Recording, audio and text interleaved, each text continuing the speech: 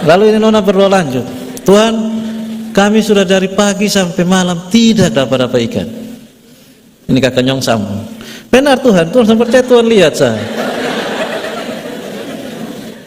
Lalu ini kakak nona berdoa lanjut, Tuhan, kalau Tuhan kasih kami ikan, yang besar-besar kami kasih gereja, yang kecil-kecil kami makan. Kakak Nyong sambung, dia kusu-kusu dia ini kakak nona bilang, Tuhan sukaya, Tuhan yang kecil, kita yang besar. Lalu ini kakak nona kusu-kusu balas di kakak Nyong, bet sengaja Tuhan saya. Lalu buanglah jalap di sisi kanan. Waktu mereka tarik, ikan penuh. Lalu kakak Nyong dengan bangga dia bilang, doa seorang majelis itu besar kuasanya. Aku berkata kepadamu, kasihilah musuhmu, berbuatlah baik bagi yang membencimu, mintalah berkat bagi yang mengutuk, berdoa bagi yang mencacimu. Kalau pipi kirimu ditampar, berikan juga pipi kanan. Aku yang memilih kalian. Jemaat Tuhan yang diberkati, kita mempersiapkan firman Tuhan saat ini terambil dari Injil Lukas pasal 2 ayat 8 sampai 20. Injil Lukas pasal 2 ayat 8 sampai 20. Mari kita berdoa.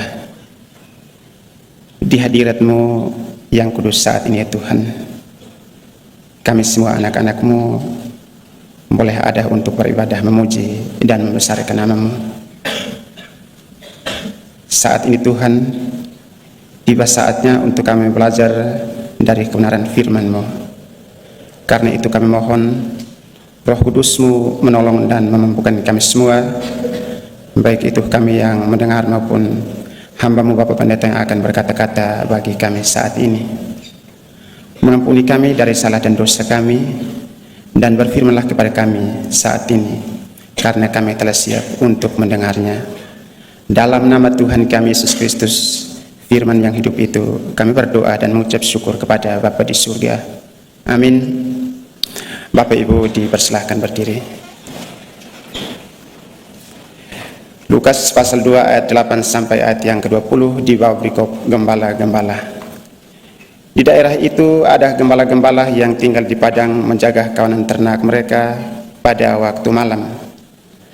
Lalu berdirilah seorang malaikat Tuhan di dekat mereka, dan kemuliaan Tuhan bersinar meliputi mereka, dan mereka sangat ketakutan. Kata malaikat itu kepada mereka, jangan takut, sebab sesungguhnya aku memberitakan kepadamu kesukaan besar untuk segala bangsa. Hari ini telah lahir bagimu juru selamat, yaitu Mesias, Tuhan di kota Daud. Inilah tandanya bagimu, kamu akan menjumpai seorang bayi yang dibedung dan terbaring di dalam palungan. Tiba-tiba tampaklah bersama-sama dengan malaikat itu sejumlah besar bala tentara surga yang memuji Allah, katanya, kemuliaan bagi Allah di tempat yang maha tinggi, dan damai sejahtera di bumi di antara manusia yang berkenan kepadanya. Setelah malaikat-malaikat itu meninggalkan mereka dan kembali ke surga, gembala-gembala itu berkata seorang kepada yang lain, marilah sekarang kita pergi ke Betlehem untuk melihat apa yang terjadi di sana, seperti yang diberitahukan Tuhan kepada kita. Mereka cepat-cepat berangkat dan menjumpai Maria dan Yusuf, serta bayi yang berbaring di dalam palungan. Ketika mereka melihatnya, mereka memberitahukan apa yang telah dikatakan kepada mereka tentang anak itu. Semua orang yang mendengarnya heran tentang apa yang dikatakan gembala-gembala itu kepada mereka. Namun Maria menyimpan semua hal itu di dalam hatinya dan merenungkannya. Kemudian kembalilah gembala-gembala itu sambil memuji dan memuliakan Allah karena segala sesuatu yang telah mereka dengar dan mereka lihat, semuanya sesuai dengan apa yang telah dikatakan kepada mereka. Demikian firman Tuhan. Hendaklah firman Tuhan tinggal di dalam hati kita, dan ucaplah syukur kepada Allah. Haleluya.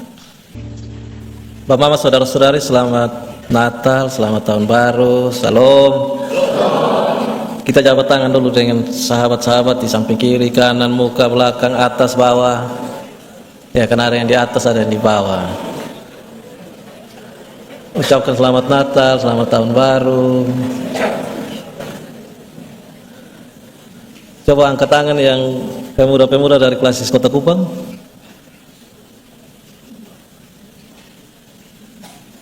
Kota Kupang Timur. Oh, ini tuan rumah jadi paling banyak. Ya, Kota Kupang Barat. Ya, terima kasih. Saya suka sekali dengan satu kalimat bijak di satu status. Dia bilang begini, kehadiran Anda dalam ibadah tak akan tergantikan oleh apapun dan siapapun. Itu kalimat bijak mau bilang begini. Di zaman yang super canggih ini, ngapain kok kita duduk ibadat rame-rame? Kita bisa gereja online. Kita bisa ibadat online. Ya. Kalau hari ini kita berkumpul bersama, itu memang itu sukacita besar. Karena di negara-negara maju itu, sekarang orang susah lagi kumpul sama-sama. Mereka lebih banyak main online. Ada lagi ibadat drive-thru. Jadi di trotoar itu nanti ada orang dengan mobil datang berhenti buka kaca, mereka kirim link ibadat, lalu kasih jalan kolekte di situ, kasih roti anggur, orang makan roti anggur kasih kolekte, dia lanjut terus untuk dia buka link ibadat itu dalam mobil. Memang zaman maju, zaman serba maju. Bapak Mama, saudara-saudari, hari ini kita ada di sini untuk merayakan Natal bersama, itu sukacita paling besar karena kita masih duduk berkumpul bersama. Apalagi kumpul 3 klasis itu tidak mudah. Tapi mudah-mudahan jangan berkumpul 3 klasis ini kita ramai, nanti kumpul di jemaat masing-masing kita tidak ramai. Nah, itu penyakit pemuda lah. Tapi mungkin pemuda zaman dulu pemuda zaman now tidak. Kita masih semangat bersama dalam peribadatan. Hari ini kita belajar bersama dari bacaan firman Tuhan. Saya kira ini tema marilah kita pergi ke Bethlehem ini. Saya mau khotbah juga barangkali semua rata-rata sudah dengar ini khotbah berapa banyak kali, karena sepanjang dari bulan Desember sampai Januari, Natal keluarga, Natal A, Natal B, Natal C, ini bacaan pasti akan dihotbahkan. Jadi jangan sampai saya khotbah ini mubasir tanda kutip, karena sudah dengar terus ini bacaan. Karena itu saya tidak lagi tafsir, saya lebih baik kita refleksi bersama dalam perjalanan Natal pemuda hari ini. Kata marilah kita ke Bethlehem. Itu tuh kata perintah yang bilang jangan tunda waktu. Segera. Tidak ada lagi bertunggu-tunggu. Marilah kita ke Bethlehem, itu kata bilang jalan sudah, jangan bertunggu kiri kanan lah. Segera dalam sebuah perjalanan untuk menuju ke Bethlehem. Tapi ada yang bilang begini, kalau kita ke Bethlehem, mereka ingat tema Natal 2002. Tetapi mereka pulang ke negerinya melalui jalan lain. Nah, itu tema 2002. Jadi banyak orang pergi Bethlehem, dia sudah pulang. Kenapa? Karena dia pilih jalan lain. Dia sudah kembali lagi di Padang, seperti para gembala. Para gembala pergi Bethlehem, entah dong dari mana, tapi dong pergi di situ, pulang mereka memuji dan memuliakan nama Tuhan. Tapi cenderung kita semua menuju ke Bethlehem, pulang kita pilih jalan lain. Sehingga akhirnya kita tidak sampai tujuan, dalam tanda kutip. Bersyukur yang sampai tujuan, tapi ada banyak yang tidak sampai tujuan. Sehingga akhirnya kita rubah ini cerita, bahwa para gembala itu tidak pulang ke Padang dan memuji memuliakan nama Tuhan. Mereka berbuat sesuatu yang lain. Peristiwa Natal bagi Bapak Mama saudara-saudara dalam tema ini, kita semua yang menuju ke Bethlehem, pulang harus ada sukacita. Bukan pulang dengan cerita-cerita yang lain. Nah, cenderung kita kalau dalam peribadatan, kita pulang, kita jarang sekali bercerita tentang khotbah. Kita lebih banyak cerita tadi menari, paduan suara gagah, Pak Pendeta yang pimpin ganteng. Nah, cerita itulah. Tapi jarang sekali cerita tentang tadi firman dalam diskusi-diskusi bersama untuk firman. Jarang sekali ya. Mudah-mudahan saya yang mungkin tidak bergaul, jadi saya tidak dengar diskusi-diskusi itu. Bahkan baru keluar pintu gereja kita saja bisa lupa ayat bacaan firman Tuhan yang dikhotbahkan. Nah, itu tuh kita pakai jalan lain. Kita tidak kembali ke Efrata, kita tidak kembali ke padang untuk bersuka cita. Lain daripada itu, Bapak Mama, saudara-saudari, para gembala ini orang-orang yang berkumpul dari berbagai tempat. Mereka datang dari utara, barat, selatan. Tetapi ketika mendengarkan nyanyian para malaikat yang begitu indah, mereka baku ajak dan mereka baku dengar satu dengan yang lain. Tidak mudah untuk kita baku ajak dan baku dengar satu dengan yang lain. Apalagi anak muda, ya. Anak muda ini kan banyak pikiran. Saya kira kita bersyukur punya orang-orang muda yang kreatif, inovasi untuk menolong gereja untuk masa depan yang baik. Saya kira itu sesuatu yang harus dibanggakan. Tetapi untuk mempersatukan satu pikiran bersama itu sulit. Dan itu butuh kerendahan hati untuk saling mendengar satu dengan yang lain. Saya tidak tahu ini para gembala dan pemimpin siapa. Ataukah mereka ada muspel lalu dipilih sudah ketua gembala siapa, sekretaris gembala siapa, bendahara siapa, saya tidak tahu. Strukturnya tidak ada dijelaskan di situ. Tapi kalau mereka tidak punya struktur saja, mereka masih bisa baku dengar, apalagi kita yang punya struktur. Tanda kutip. Kita harus bersedia untuk saling mendengar satu dengan lain. Saya tahu bahwa semua pemuda punya kehebatan yang sangat luar biasa, bakat yang luar biasa, talenta yang sangat luar biasa. Tapi tanpa saling mendengar, kita tidak akan sampai ke Bethlehem. Kita akan terkotak-kotak dalam berbagai karya bersama. Kalau kita tidak sampai Bethlehem, kita tidak makan sesuatu di rumah roti. Dan kita tidak akan menikmati roti itu. Kalau kita tidak menikmati roti, kita tidak akan bagi roti bagi orang lain. Karena itu Bapak Mama saudara-saudara, dalam refleksi Natal ini, mari kita belajar dari para gembala yang begitu suka saling mendengar satu dengan lain, sering baku ajak untuk menuju ke Bethlehem, dan mereka pulang masih tetap dalam sebuah persekutuan bersama. Kalau kegiatan-kegiatan pemuda, saya tidak tahu yang sekarang, yang lalu-lalu lah, waktu saya juga masih muda lah. Awal-awal mau kegiatan tuh kami semangat 45. Nanti so habis kegiatan tuh masing-masing jalan di mana-mana, dan kegiatan yang terakhir itu pokoknya 1-2 orang yang bagian kasih bersih, kasih rapi. Mau persiapan tuh semua datang rame-rame. Tapi kalau sudah akhir, sirana lagi itu yang namanya persekutuan, kan masing-masing kegiatan sudah selesai, buat apa lagi di situ. Dan ya, saya kira para gembala tidak ajar begitu. Para gembala bilang kalau pergi sama-sama, pulang sama-sama, bahkan sudah sampai sama-sama di padang mereka menyanyi dan memuji dan memuliakan nama Tuhan. Nah, supaya kita ada dalam persekutuan bersama, memuji dan memuliakan nama Tuhan harus terus kita ciptakan dalam hidup. Sederhananya, anak-anak muda itu, mari kita belajar untuk mulai muda ini menyediakan waktu khusus untuk berdoa. Di zaman yang super sibuk ini, kita bisa main game online yang tadi di fragmen itu, bisa 1 hari antero, bisa 2 tanpa makan, tanda kutip. Hanya berdoa 5 menit tiap-tiap hari, kita sulit sekali untuk menyediakan waktu secara khusus. Kecuali doa-doa wajib ya. Doa-doa wajib itu doa makan, doa jalan, nah itu doa wajib.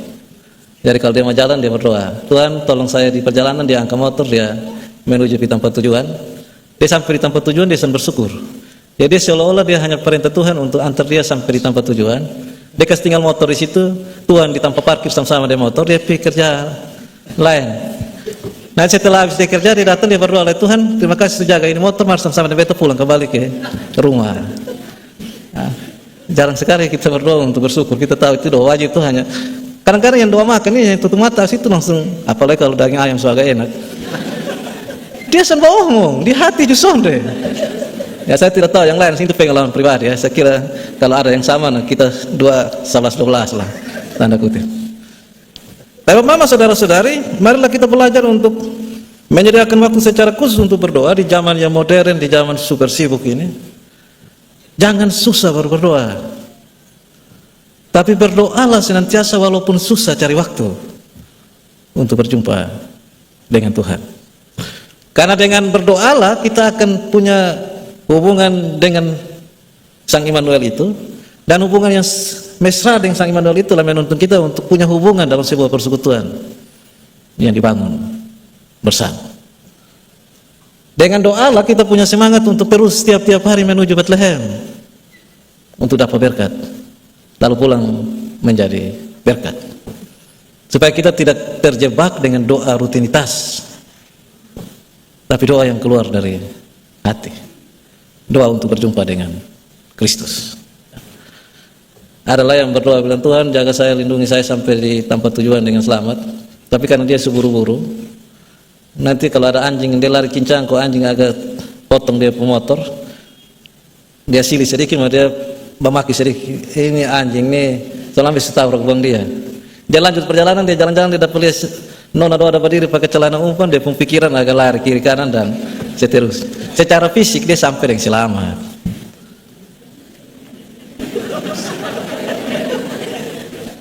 Tapi secara yang lain-lain dia sudah jatuh dalam dosa, tanda kutip. Ya. Karena itu mesti latih dirimu. Timotius itu pemimpin jemaat Efesus yang sangat luar biasa.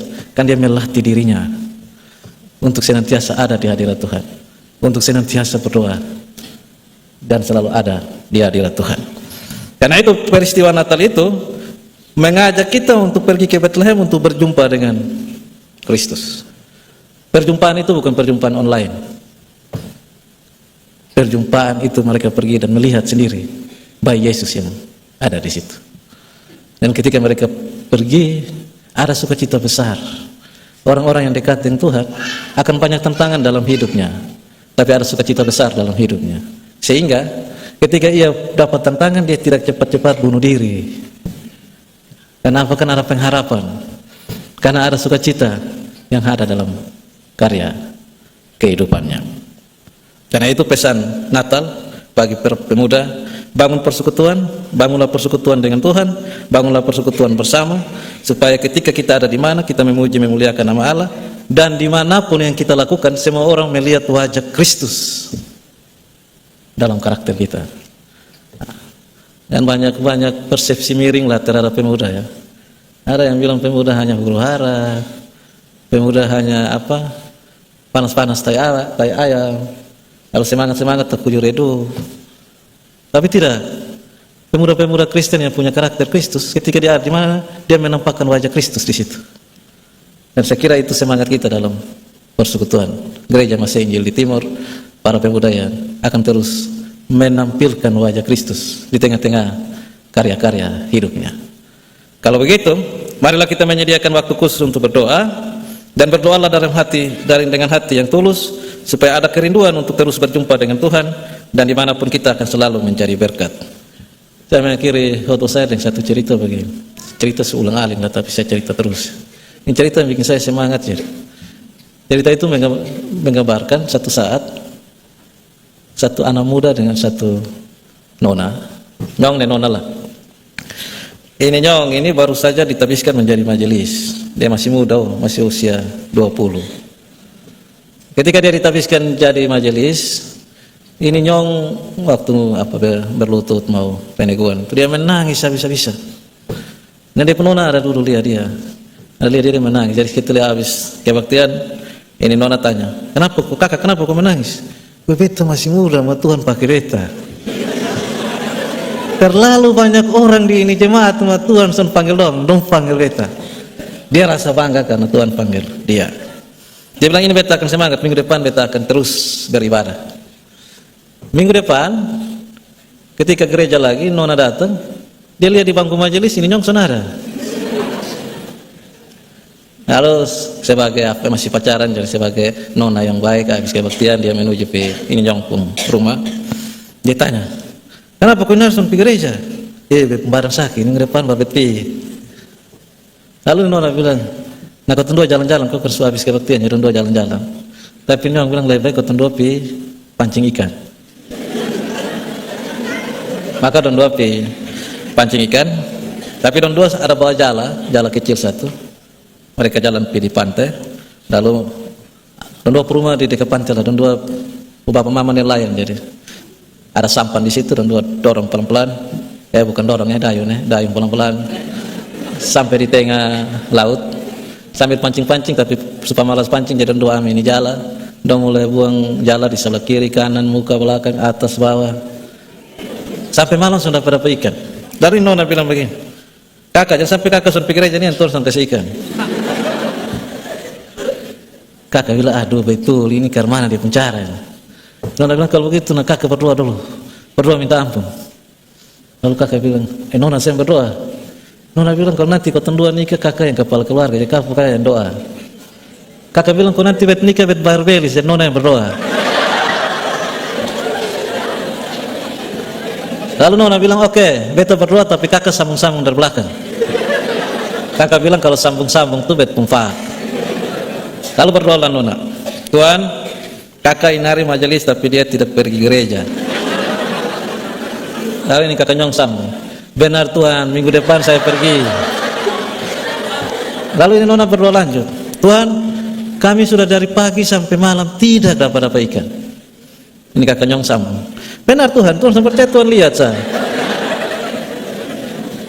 Lalu ini kakak Nona berdoa lanjut, Tuhan, kalau Tuhan kasih kami ikan, yang besar-besar kami kasih gereja, yang kecil-kecil kami makan.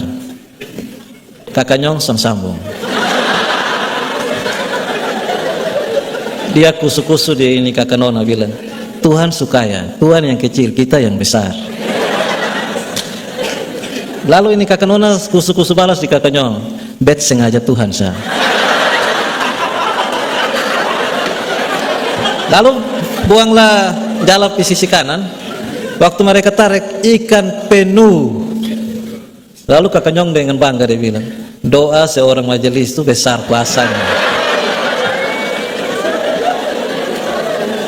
Lalu mereka dua tarik, tapi karena ikan melebihi kapasitas, katakanlah jala itu hanya untuk 50 ekor, ikan yang masuk itu kapan 200 ekor lah. Jadi melebihi kapasitas, jadi jala mulai sobek, sobek kecil-kecilan. Jadi ketika terobek sobek itu ikan yang kecil itu dia lolos dari jala, yang besar-besar yang ada. Lalu kakak nyong kusu-kusu di kakak Nona, yang lolos itu Tuhan punya, yang di jala itu kita punya. Lalu mereka tetap tarik, tapi karena ikan terlalu besar banyak, lalu jala itu terobek, semakin lama semakin besar, ikan semua lolos dari jala, angin datang, pukul buang sampah, don dua tabalik. Lalu don dua karena memang anak nelayan, berenang dari tengah laut di pantai itu hal biasa. Ya kecuali yang mungkin yang tinggal di gunung dong, ya mungkin agak sulit ya, tapi kalau yang tinggal di pantai dong itu hal biasa. Ya don dua mulai berenang pelan-pelan sampailah mereka di pantai. Mereka kecapean sampai di pantai, don dua tidur terlentang. Ketika don dua tidur terlentang, kakak nyong udah pelidar sana tuh tsunami besar datang. Lalu kakak nyong langsung ambil sikap doa, dia berlutut, dia ambil sikap doa, lalu dia berdoa, Tuhan, masalah di laut jangan bawa darat.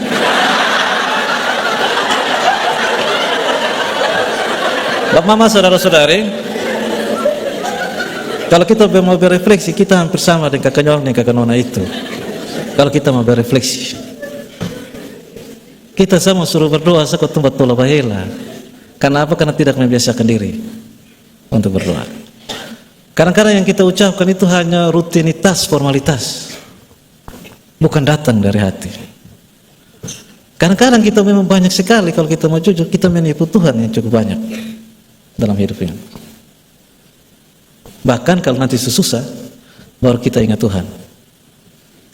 Belajarlah untuk senantiasa ada di hadirat Tuhan. Supaya apa? Kan supaya satu saat kita tidak berdoa mempersalahkan Tuhan.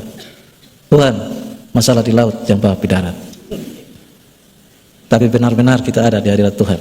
Kita seperti para gembala yang menyampaikan kabar sukacita bagi siapapun yang berjumpa dengan kita. Kita sudah di Bethlehem, kita sudah makan roti di rumah roti. Tugas kita sekarang adalah bagi roti itu bagi sesama yang ada di sekitar kita, orang-orang yang akan selalu ada dalam persekutuan bersama. Saya bersyukur kita bersekutu bersama hari ini. Persekutuan ini tidak boleh hilang dan digantikan oleh apapun.